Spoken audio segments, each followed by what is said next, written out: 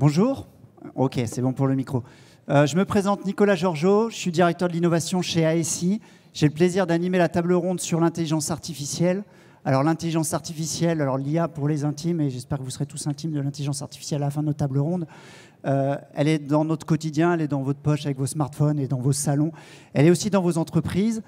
Ça concerne bien sûr les grandes entreprises. La question du jour que je vais adresser à nos 4 experts, c'est effectivement l'intelligence artificielle est-elle également une affaire pour les PME, les TPE, et comment elle va être au service pour et par justement ces PME et ces TPE. Et ce que je vous propose, c'est déjà de laisser la parole à nos 4 experts pour qu'ils puissent se présenter.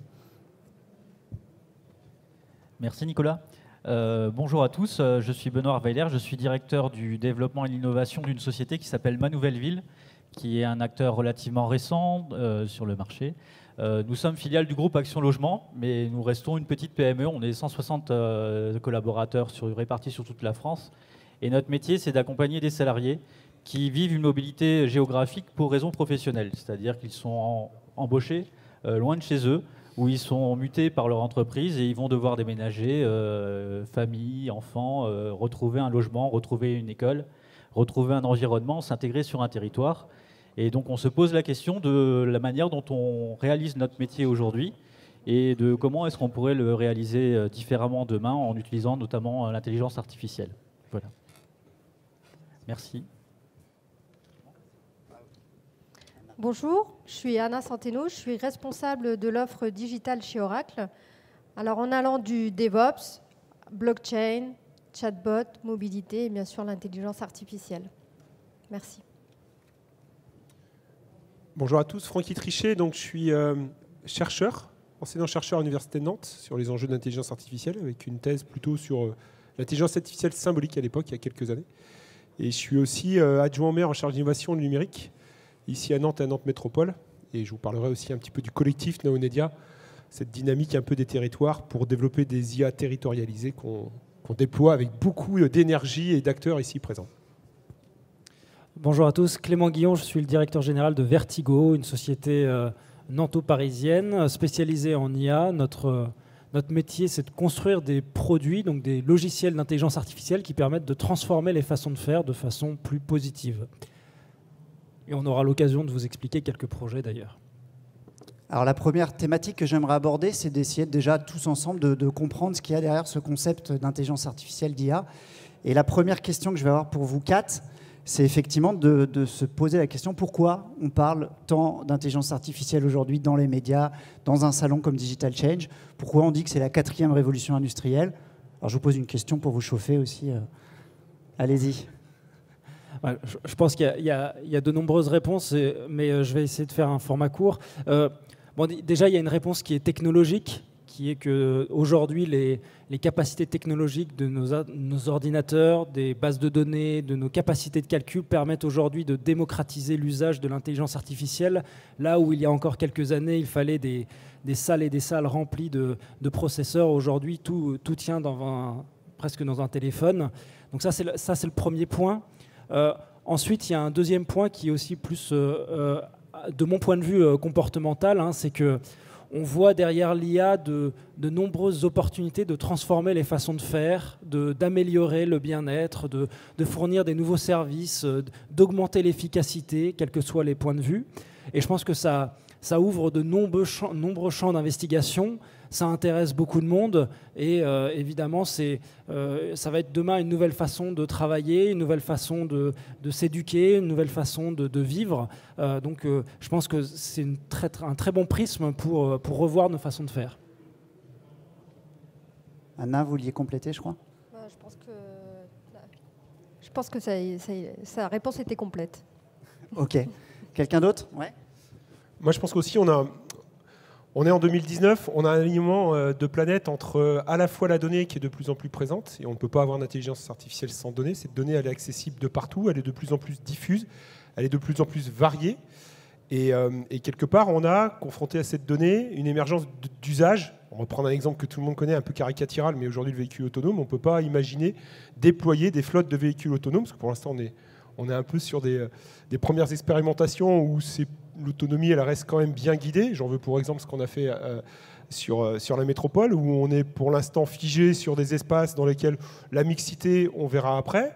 À partir de février, on va avoir une vraie mixité, c'est-à-dire on va essayer de faire en sorte que cette navette autonome, elle se déambule dans un espace où il y a aussi cette mixité des usages entre des humains, des vrais véhicules et cette navette. Et là, on voit bien qu'aujourd'hui, sur cet exemple des usages sur, on va dire, la mobilité, mais il y en a plein d'autres, on a un alignement de planète entre ces données fouillis, diffuses, ces usages qui sont de plus en plus omniprésents et sur lesquels on a besoin de l'IA. On ne peut pas faire sans IA aujourd'hui, qui plus est en réel. Et on va dire, il y a aussi une effervescence. On peut se le dire, l'IA, ça fait quand même quasiment 40 ans qu'on en parle, sur cette espèce de pied de nez de chercheurs à l'époque qui se sont dit, tiens, on va poser ce terme-là. Ça reste du numérique, ça reste de l'algorithme, ça reste des statistiques, ça reste des maths appliquées, mais quand même, c'est-à-dire que si on fait le back-office, ça reste des choses qui sont de plus en plus classiques, mais comme tu m'en as bien dit, Clément, on a une montée en puissance des capacités, donc forcément, on décuple le potentiel, mais les usages sont de plus en plus... on va dire, ils ont soif d'IA. Et ces usages, c'est nous, c'est les citoyens qui les démultiplient. Alors pour l'instant, c'est pas très, on les perçoit pas trop, mais c'est de l'IA. Donc l'IA est partout. Donc cet alignement de planète, bah oui, il est propice au fait de se dire, l'IA, il est aujourd'hui, il est encore plus vrai demain, et on va tous en faire, et c'est tant mieux, mais il faut le faire avec des vraies valeurs et poser en fait des engagements qui sont, je l'espère, des engagements humanistes et éthiques. Merci. Et alors pourquoi, à votre avis, le sujet il paraît un peu complexe ou mystérieux? Parce qu'effectivement, on en parle tous, on sent l'importance dans les années à venir, mais il y a quand même une part de mystère quand on parle d'IA. Alors je ne vais pas dire de science-fiction, mais il y a un petit peu de ça. Et alors, à votre avis, pourquoi cet effet-là? Alors moi, je pense que l'IA, on en parle depuis un certain temps. Il y a eu beaucoup de hauts et de bas. Et souvent, quand j'échange avec des clients ou des partenaires, ce qui ressort, c'est qu'on s'imagine souvent des projets assez longs, assez coûteux, des nouveaux besoins organisationnels, des besoins de recrutement en termes de data scientists, des experts de la donnée, ou ce sont des experts d'ailleurs qui sont assez recherchés par des grands groupes et donc assez coûteux. Mais en réalité, ça c'est quand on a besoin de traiter l'intelligence artificielle en tant que telle, comme une technologie à part entière.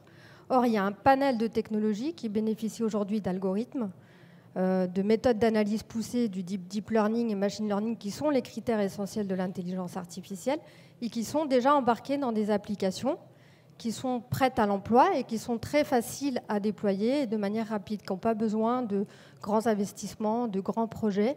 Je pense par exemple aux applications adaptives et intelligentes ou des solutions du type les assistants digitaux qu'on connaît aussi sous forme de le nom du chatbot qui répond à un large panel de problématiques métiers. Est-ce que ça, vous partagez tous le fait alors que l'IA est accessible? C'est un petit peu ça, je pense que vous voulez dire, Anna. Est-ce que ça, c'est partagé par tout le monde? Alors je pense effectivement aussi que l'IA est accessible et on a peut-être différents niveaux d'IA et la question était un peu sur le côté science-fiction. Et je pense qu'on imagine vite l'IA sur une machine qui prend un peu le dessus ou qui décide par elle-même, qu'on ne maîtrise pas trop, etc. Là, on est dans des intelligences artificielles de niveau 3 ou autre, mais je pense qu'on n'en est pas là. Et aujourd'hui, l'IA, c'est de l'exploitation de la donnée, c'est de l'intelligence, c'est du prédictif, c'est ce genre de choses. Et c'est vrai que nous, on s'est posé la question de est-ce que c'est accessible à une boîte de 160 personnes qui n'a pas des budgets illimités pour investir dans l'informatique, qui a des projets qui sont parfois plus structurants sur le métier de base. Et au final, on est dans la continuité de ce qu'on a pu faire autour des ERP, autour des CRM, autour de ce genre de choses. Et maintenant, on se dit que toute la donnée qui a été stockée pendant des années sur différents serveurs ou sur ce qu'on peut trouver sur Internet aujourd'hui, est-ce qu'on sait en faire quelque chose? Moi, j'ai commencé ma carrière au début de la révolution, entre guillemets, Internet. Et on en parlait aussi beaucoup et personne ne savait si c'était une mode, si c'était pas une mode, si ça allait devenir la révolution qu'on connaît. Je pense qu'on est au même niveau, au niveau de l'intelligence artificielle aujourd'hui. J'ai stocké plein de données avant qu'on parle RGPD et qu'on se pose la question si on avait le droit de le faire ou pas. Maintenant, est-ce qu'on peut en sortir une intelligence? Et je pense que ce qui est vraiment lié à aujourd'hui, c'est l'exploitation de cette masse de données et en tirer un bénéfice dans un usage quotidien pour une entreprise, pour un collaborateur, pour un client. Voilà, c'est un peu l'idée de rendre ce sujet-là le plus accessible possible aujourd'hui. Et je vais rebondir sur l'enjeu de populariser l'IA auprès du grand public et des entreprises et des PME, qui est notre thème aujourd'hui. Justement, Francky, peut-être parler un peu de Naonedia. Alors Naonedia, c'est Naoned, Nantes, IA. C'est un vrai collectif qui se veut local, qui veut peut-être apporter un point de vue un peu différent de ce qu'on voit aujourd'hui émerger en intelligence artificielle au niveau de l'État, au niveau de l'Europe, c'est-à-dire une approche un peu descendante, dans laquelle on va aller labelliser des instituts de recherche dont on a besoin. Il nous faut des chercheurs en IA pour avoir toujours le coup d'avance. Mais ceci étant, aujourd'hui, si on regarde ça, peut-être que j'ai pas envie de me dire avec certains acteurs, dans 3 ans, dans 4 ans, on sera encore en train de se dire l'IA est là et vous en avez tous besoin. Il faut qu'on passe un petit peu à l'action, il faut qu'on soit un peu plus pragmatique. Et donc avec un ensemble d'acteurs, on a monté cette démarche plutôt ascendante, qui part des territoires et dans lesquels on veut quelque part mettre en confiance, aller vite sur des projets, du concret, pour que les gens se disent « Ah oui, c'est ça une IA, mais en fait, ah oui, ça m'aide dans mon quotidien. » Qu'on soit citoyen ou entreprise, TPE, PME, PMI, grand groupe. Donc on a un collectif, on a des chercheurs, des laboratoires, du CHU, de l'INSERM, l'université.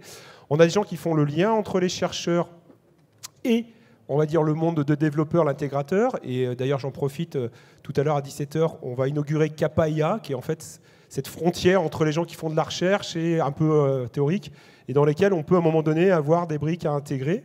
Et après, on a tout l'univers, comme voilà, Clément le représente, et d'autres dans la salle, où on a les gens qui développent, les makers, ceux qui font de l'IA, des vrais d'IA, parce qu'il y a l'IA, on va dire, forte, comme on dit, hein, cette espèce de principe de singularité, quand est-ce qu'il n'y a pas une IA, il y a des IA au pluriel, c'est important. Nous, on développe des IA. Moi, je ne crois pas, en tant que chercheur depuis longtemps, à ce que certains philosophes et d'autres sur lesquels ils font de l'argent sur ce concept, parce qu'ils aiment bien, à un moment donné, pourrait passer sur les plateaux et dire que si l'IA forte, ça va.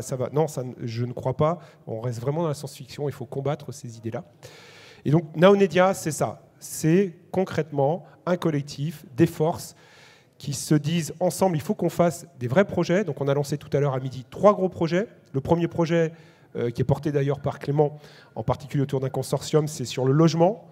C'est le juste prix du logement, comment on va profiter de la data un peu partout qui est enfouie dans le Plume, dans tout un tas d'acteurs qui portent aujourd'hui de la donnée, pour se dire c'est quoi le vrai prix de mon logement aujourd'hui locatif ou achat, et c'est quoi la projection dans 3 ans, combien il va valoir. Et là on a besoin d'IA qui font de la prédiction. Et cette prédiction, elle se base sur quoi? Sur la donnée qui est un peu enfouie.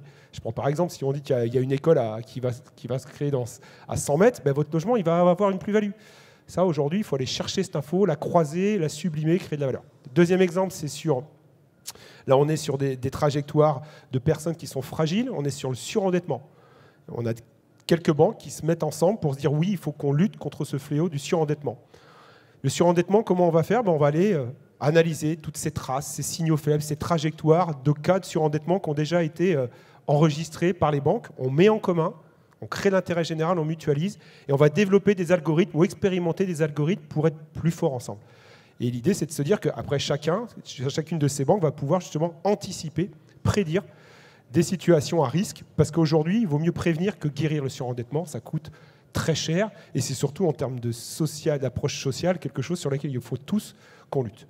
Et la troisième application, en tout cas le troisième service, produit qu'on aimerait vraiment sur lequel travailler, c'est dans le monde de la santé, où on va faire en fait du prédictif sur les consultations ophtalmologiques des enfants, pour éviter de se dire bah, vous allez tous aller en consultation dans les écoles. Certains, c'est déjà trop tard, les maladies sont déjà parties, d'autres, ils n'ont pas besoin d'y aller, donc c'est inefficient le système. Donc on essaie de trouver en fait un dispositif dans lequel voilà, on met des IA. Nous, ce qui nous intéresse avec le collectif Naonedia, c'est d'être concret, qu'un Nantais, une Nantaise, une entreprise, un citoyen se dit waouh, au quotidien, merci Naonedia d'avoir développé ça. Je l'ai dans ma poche, ça me sert au quotidien. Et ensuite, notre idée, c'est aussi d'aller vers les TPE, PME et se dire, vous avez tous peut-être un besoin d'IA dans votre poche ou dans votre service ou dans votre produit, ou vous êtes de façon très horizontale dans votre mode de management de l'entreprise et vous ne le savez pas. Et nous, ce qu'on aimerait bien, c'est de se dire, on va vous aider, on va vous accompagner. Donc on a lancé un appel à manifestation d'intérêt que vous pouvez aller retrouver sur naonedia.fr/AMI, comme appel à ami. Et l'idée, c'est de se dire, vous nous décrivez grosso modo, est-ce que vous avez déjà un problème? Certains disent, ouais, j'ai un problème d'IA qui est assez compliqué, je veux faire de la reconnaissance d'image parce que je fais du tri de pièces dans l'industrie, et puis pour l'instant, c'est un peu...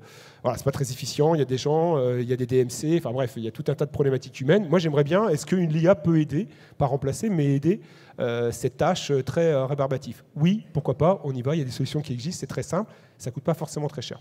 Premier élément. Deuxième élément, vous ne savez pas si votre problème il est bien caractérisé. Est-ce que c'est vraiment un problème d'IA? Voilà moi ce que je fais au quotidien. Je suis une boîte de TPE dans le BTP. Est-ce que potentiellement, voilà mon service, voilà mon produit, l'IA peut m'aider? Et troisième besoin, c'est besoin de formation, sensibilisation. Ce qu'on fait un peu aujourd'hui, là, c'est très important. D'où le côté populaire. Si vous avez des COMEX, si vous avez des collaborateurs qui se disent « Attends, là, l'IA, eh ben nous, on est là, le collectif, pour essayer de vous orienter vers des gens qui vont... » On a un engagement de justice, de vérité, de transparence. On a un collectif. C'est gratuit, ce qu'on vous propose là. On n'est pas là... Voilà, il y a des entrepreneurs, il y a une belle diversité. Et l'enjeu, c'est que Nantes devienne, en fait, sur l'IA, il faut qu'on ait de l'IA partout. Donc, venez nous voir. L'état d'esprit, c'est de se dire, c'est un collectif 100% gratuit. On vous aide. S'il y a trop de monde, on va peut-être prendre du temps pour réagir, parce que voilà, c'est pas leur métier, les gens. On va essayer d'organiser ça. Mais en tout cas, c'est assez singulier en France. Je sais qu'on est beaucoup regardé. Il y a des gens de Toulouse, de Montpellier qui m'ont appelé, de Lyon, en disant qu'est-ce qui se passe sur Naonedia. J'en suis très fier, moi, en tant qu'adjoint au maire. Et merci à tous les acteurs, ceux qui sont dans la salle, parce que c'est prendre du temps sur les activités professionnelles et autres. Mais je crois que c'est une vraie conviction. Et pour vous en convaincre, Naonedia, il y a un manifeste. Et c'est la première chose qu'on a faite. On a déposé un manifeste qui pose nos valeurs d'éthique. Un manifeste de 8 points, vous pouvez aller voir sur le site. Et je trouve que voilà, c'est la première fois qu'un territoire pose un manifeste. Et tous les gens qui s'engagent dans cette démarche de Naonedia, c'est un manifeste sur le respect de la vie privée, la protection des données, sur la transparence des algorithmes. Bref, il y a tout un tas de points qui sont quand même plutôt réfléchis, pour tout vous dire.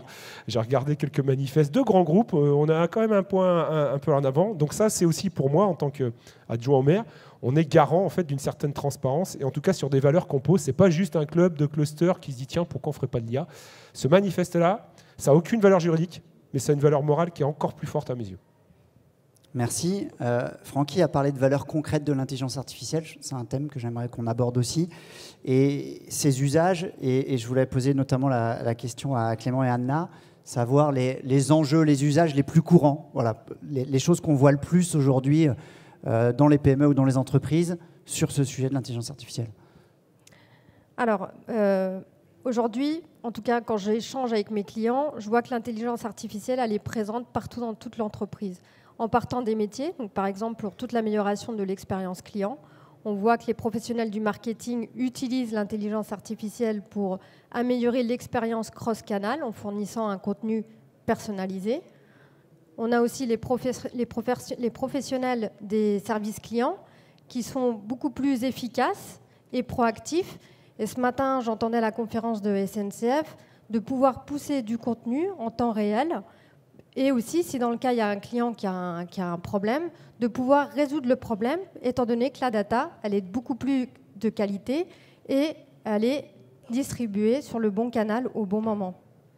On a aussi sur le e-commerce, donc grâce à l'intelligence artificielle, la navigation sur le site Internet va être beaucoup plus enrichie, le contenu va être ciblé, adapté en fonction du contexte immédiat, et on va analyser également l'expérience digitale du moment au temps réel de l'utilisateur. On a aussi les patrons de la supply chain, par exemple, qui vont pouvoir bénéficier de l'intelligence artificielle pour faire de meilleures segmentations des clients, des fournisseurs, des produits. Ils vont pouvoir faire de la maintenance prédictive sur les machines, le rendement des machines, par exemple, ou de la détection d'une production non de qualité, de la conformité, de la non-compliance ou de la fraude. Et alors, le cœur historique du métier d'Oracle, c'était quand même les bases de données. Donc on retrouve également l'intelligence artificielle dans les bases de données. Aujourd'hui, avec la révolution qui arrive chez Oracle, qui est la base de données autonome, qui grâce au machine learning permet d'être auto-administrée, donc c'est-à-dire qu'elle fait son propre diagnostic et s'il y a un problème, elle s'auto-répare en passant le patch qui va bien. Et ensuite, donc, toutes ces applications, on retrouve aussi également dans les ressources humaines, dans la finance. On peut avoir une nouvelle interface conversationnelle à disposition pour améliorer l'expérience client et l'expérience des employés grâce aux assistants digitaux ou les chatbots qui bénéficient également de l'intelligence artificielle pour faire de la reconnaissance du langage naturel, reconnaissance des intentions, des images, des vidéos, des intentions de l'utilisateur. Et aujourd'hui, on voit que chez Oracle, c'est quelque chose qui est vraiment en pleine prolifération.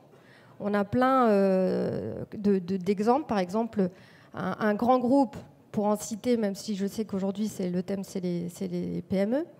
on a Engie qui a choisi de déployer un chatbot pour faire la gestion du recrutement de bout en bout. Donc c'est un chatbot qui est mis à disposition de l'ensemble des candidats. Et on a énormément de PME également qui choisissent cette technologie. Donc pour vous donner quelques exemples, Chivas, donc je sais qu'il y a certains amateurs de whisky dans la salle, ont choisi de déployer le chatbot pour l'intégrer avec le système ERP pour suivre les commandes en temps réel grâce à cette interface. Un autre cas un petit peu plus particulier, on a le tournoi de tennis à Madrid, qui est l'Open Mutual de Madrid, qui a choisi également de mettre à disposition des fans un chatbot événementiel pour justement accéder au site, réserver un parking ou tout simplement suivre les tournois. Et alors, un cas qui va intéresser Monsieur Trichet, c'est une petite ville à Andorre, qui est la mairie de Sant-Just, qui a choisi de déployer son chatbot en catalan, puisque le chatbot est aussi polyglotte. Enfin, il parle chinois, arabe, enfin, il a tout un panel linguistique pour mieux s'adresser aux citoyens et répondre à l'ensemble des questions les plus récurrentes. Donc aujourd'hui, l'intelligence artificielle, c'est vraiment réel et en plein déploiement dans l'ensemble des entreprises et ça touche l'ensemble des citoyens ou consommateurs. Et on dit souvent aussi qu'on fait de l'IA sans le savoir parce que tout le monde utilise des solutions qui sont aussi boostées à l'IA. Clément, peut-être un ajout, on a déjà fait un beau panorama. Mais... Oui, en fait, notre point de vue, c'est que, et je pense que bon, c'est la vision aussi du collectif Naonedia, mais c'est la vision de Vertigo aussi, c'est que je pense qu'il faut le voir non pas comme des nouveaux cas d'usage liés à l'IA, mais juste des nouveaux moyens pour résoudre des problèmes. Et ces problèmes-là, c'est pour ça que pour toute entreprise, la première question à se poser, c'est quelle est ma pain, quelle est ma douleur principale sur laquelle je veux apporter des solutions. Et ce qu'il faut savoir, c'est qu'en fait, des produits d'intelligence artificielle, donc qui délivrent une solution prête à l'emploi aujourd'hui, et on a la chance d'être sur un territoire nantais qui est extrêmement propice aux startups et aux innovations, et ben en fait, il y en a beaucoup. Donc il ne faut pas aller très loin pour chercher des solutions à vos problèmes. Et c'est d'ailleurs l'objet de l'AMI de Naonedia. Et je pense que vous soyez un restaurateur qui cherche à savoir combien de couverts il va faire ce midi, demain soir, en fonction des gilets jaunes, en fonction de la météo, en fonction de n'importe quoi, que vous soyez, j'ai eu le cas tout à l'heure, un journaliste qui essaye de convertir son entretien oral en un compte-rendu automatisé, ça s'appelle la technologie speech-to-text. Il y a des solutions. Que vous soyez effectivement un distributeur qui cherche à réduire ses stocks parce que le stock c'est de l'argent, il y a des modèles prêts à l'emploi aussi qui permettent de faire du prévision de stock idéal et c'est pas si compliqué.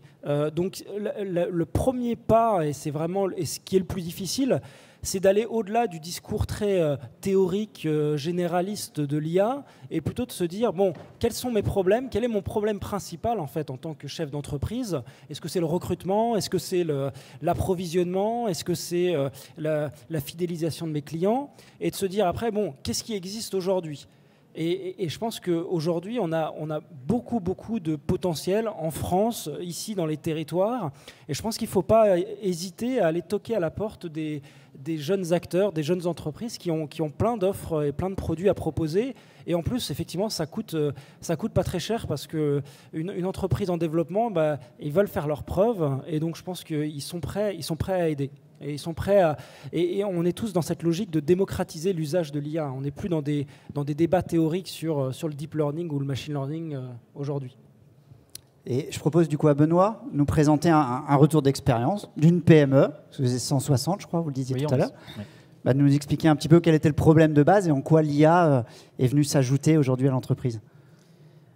Alors nous, au Manouvelleville, on a eu géré un problème, très pragmatique, puisqu'on est né en début d'année, la fusion de 27 sociétés. Donc on avait un gros projet de rationalisation, d'organisation de l'entreprise.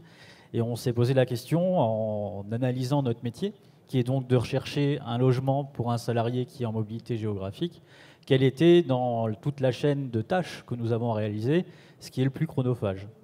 Et le plus chronophage, c'est de rechercher le logement idéal. Voilà, ça paraît bête ce que je dis, mais finalement, c'est ça le cœur du métier. Et après, on s'est dit, mais finalement, est-ce que notre vraie valeur ajoutée, c'est vraiment de chercher le logement, ou est-ce que c'est le temps qu'on passe avec le salarié, avec sa famille, pour bien comprendre quels vont être ses freins à cette mobilité, qu'est-ce qui va le rendre le déménagement anxiogène, qu'est-ce qui va faire qu'il s'intégrera bien sur son nouveau territoire, qu'est-ce qui va faire que quand il va prendre son job, il soit 100% disponible pour son entreprise et pour son projet professionnel et pour sa famille, et qu'il ne se pose pas la question de est-ce que j'ai un toit, est-ce que je suis en sécurité, est-ce que mes enfants ont la bonne école, etc.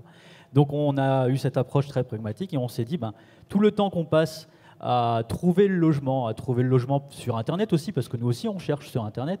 Tout le temps qu'on passe à chercher des logements chez nos partenaires, c'est du temps homme, voilà, qui était fait par nos conseillers ou nos conseillères. Et on se dit que si on peut mettre de l'intelligence artificielle sur ce terrain-là, on gagne du temps et ce temps, on arrivera à le consacrer un petit peu plus aux salariés qu'on accompagne. Aujourd'hui, on accompagne environ 10 000 salariés par an. Je ne dis pas qu'avec clients, on en accompagnera 20 000, mais pourquoi pas.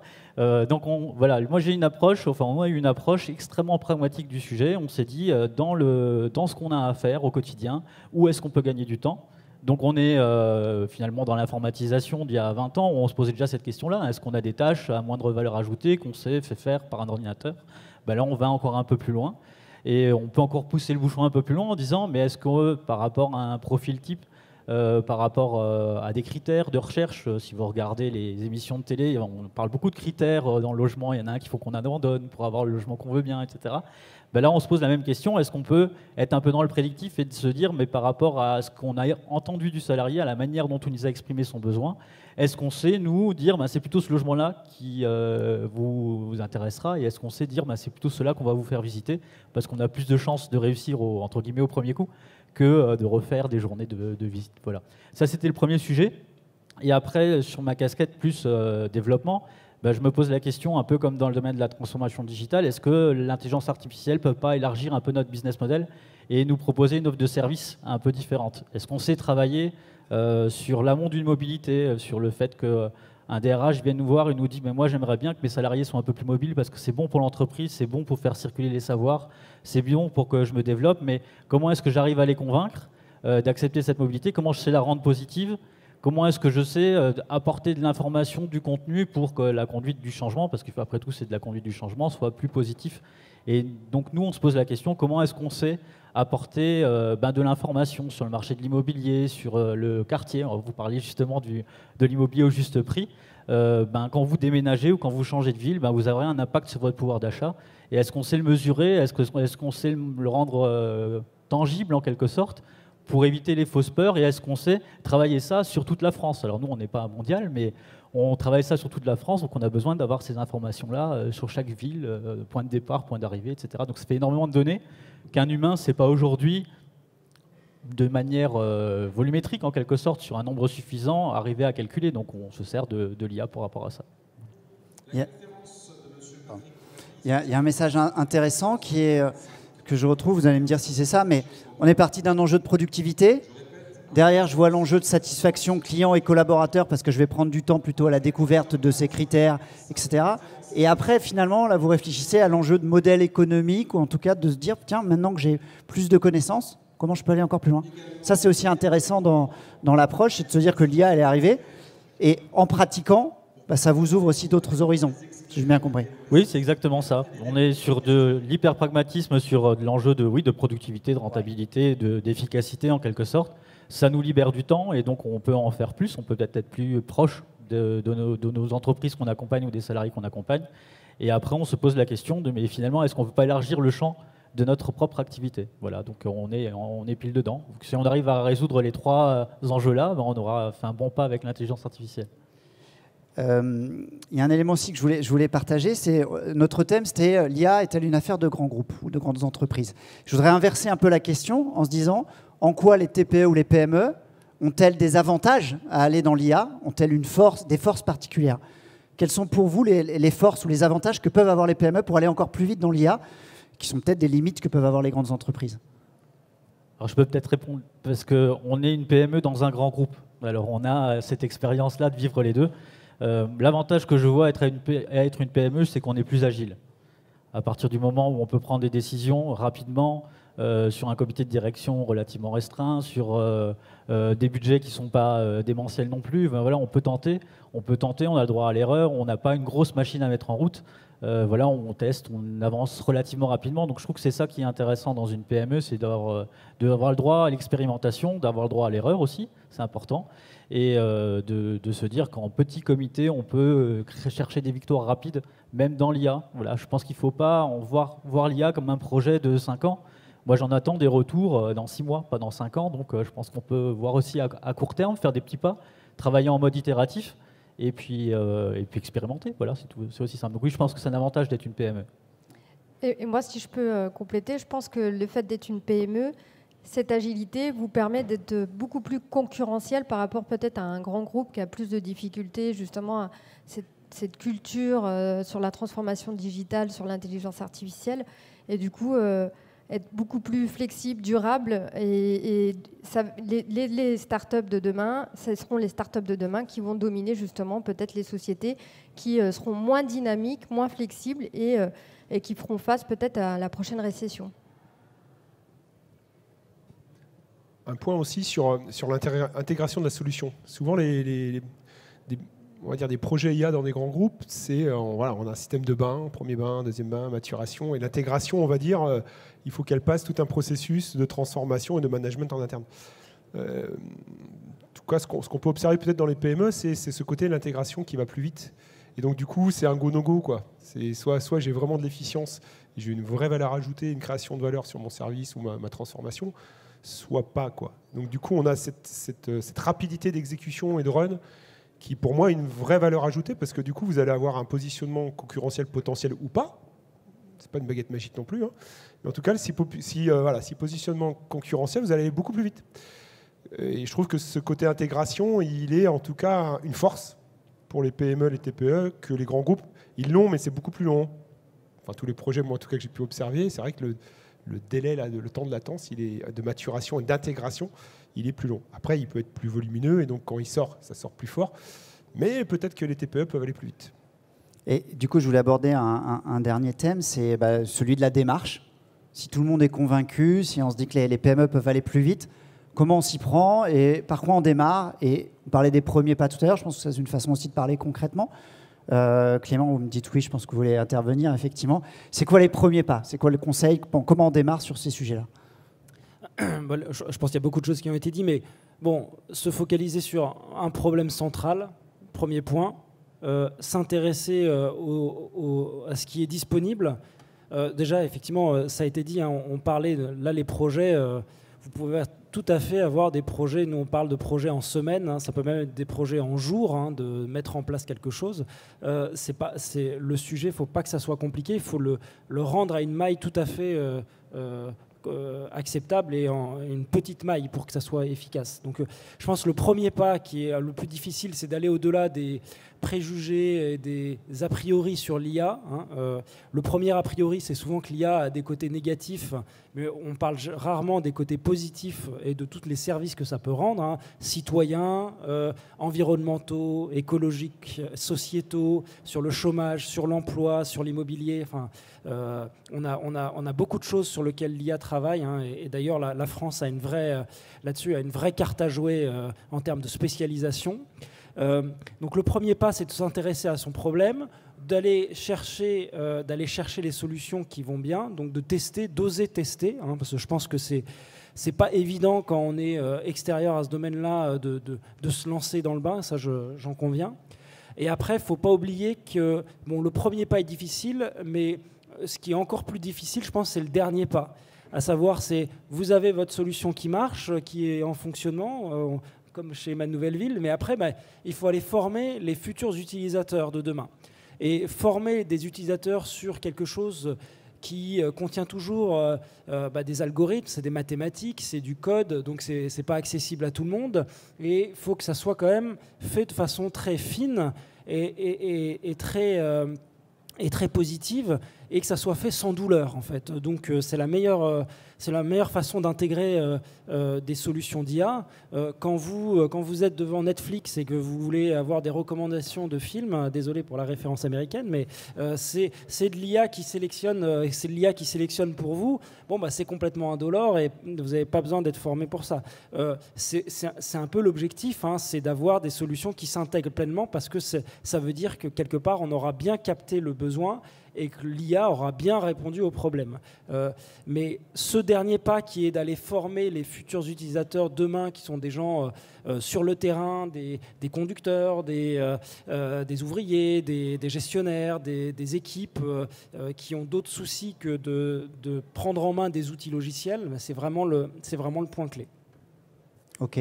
Et du coup, est-ce que quelqu'un veut peut-être répondre sur la question aussi des compétences? Alors, il y a plein d'a priori. Alors, on l'a évoqué sur effectivement les coûts, les difficultés, mais on a vu que c'est à l'échelle, donc c'est accessible, ça j'ai bien compris. Sur la partie des compétences, c'est-à-dire, est-ce que ça change un peu les compétences quand on veut traiter un sujet d'IA, les compétences qu'on doit avoir ou externes? Comment on s'adapte en termes de RH? Alors, je rejoins Clément sur le fait qu'il faut effectivement pas vouloir aborder tous les sujets dans son entreprise en même temps et pas en faire un projet cathédrale, mais plutôt un projet bien ciblé pour pouvoir aboutir et justement prouver aussi bien aux dirigeants qu'à ses collaborateurs qu'investir sur l'IA, c'est directement efficace ou c'est assez rapidement efficace. Je pense qu'une IA qui est bien faite, c'est une IA effectivement qui est très intégrée dans le processus de gestion et qui finalement ne se voit pas. On a un gain, on sait qu'elle est là, on n'a pas besoin de comprendre finalement comment ça marche. Donc en fait, vis-à-vis de nos collaborateurs, qui sont des conseillers qui accompagnent les salariés, je ne vois pas en quoi on a besoin de changer leurs compétences, si ce n'est de leur apprendre l'usage, entre guillemets, en tant que client final presque, de ce qu'on a mis en place. Donc, après, là où c'est peut-être un petit peu plus difficile, c'est l'équipe projet qui, elle, met en œuvre ce projet d'IA, de transformation des métiers, etc., ou d'intégration OSI. Il faut quand même qu'il y ait une culture de ce genre de choses. Il faut qu'il y ait une culture informatique assez poussée quand même. Il faut trouver le bon partenaire aussi. Je pense qu'on en discutait avec Clément. L'essentiel, c'est de se faire confiance. Parce que je ne veux pas revenir non plus au monde de l'Internet, mais à l'époque, un site Internet, ça s'achetait, ça valait tous les prix. En quelque sorte, personne ne savait dire combien ça coûtait, et puis il y a plein de gens qui se sont fait avoir, etc. Ben là, on est dans le domaine de l'IA où beaucoup en parlent et les prix ne sont pas forcément fixés non plus. On a du mal à se dire, mais finalement, pour cette somme-là, qu'est-ce que je vais avoir, etc. Donc je pense que c'est très très important d'avoir un partenaire en qui on a confiance, qui on marche ensemble réciproquement, on apprend réciproquement aussi.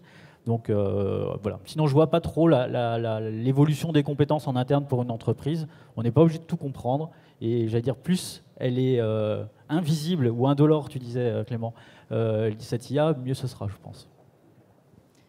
Alors, la recherche dit également que d'ici 2020, avec l'intelligence artificielle, il y aura beaucoup plus d'emplois qui seront créés que supprimés. Parce que souvent, on a une appréhension avec l'intelligence artificielle, on va tous se retrouver au chômage. Et c'est vraiment une idée reçue, c'est pas vrai. Et aujourd'hui, les compétences des entreprises, elles y sont déjà, et les responsables de développement d'applications auront juste à travailler de plus près avec les business pour bien comprendre les problématiques clés, pour commencer par des problématiques une par une. Et je te rejoins, ne pas faire un projet cathédrale qui va prendre du temps, des ressources et de l'investissement, mais commencer vraiment par des cas d'usage bien ciblés. Alors on va le faire à l'envers. Du coup, on a dit que l'IA était accessible, qu'il y a plein de cas d'usage, que on pouvait à la limite resoumettre tous les problèmes qu'on pouvait avoir parce qu'aujourd'hui on a une nouvelle technologie. Est-ce qu'il y a quand même des limites ou des pièges à éviter? Des choses où on se dit, voilà, c'est une mauvaise façon d'aborder le sujet. Bonne question. Je pense que la première erreur, c'est de se dire que l'IA peut résoudre tout. C'est pas vrai. Il y a parfois des approches très simplistes suffisent, donc il n'y a pas besoin faut pas complexifier. Ça apporte pas que des solutions aujourd'hui. Voilà. Restez avec nous quand même, hein, vous pouvez y aller après.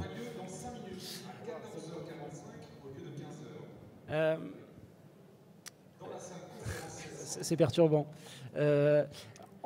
Ensuite, en termes de...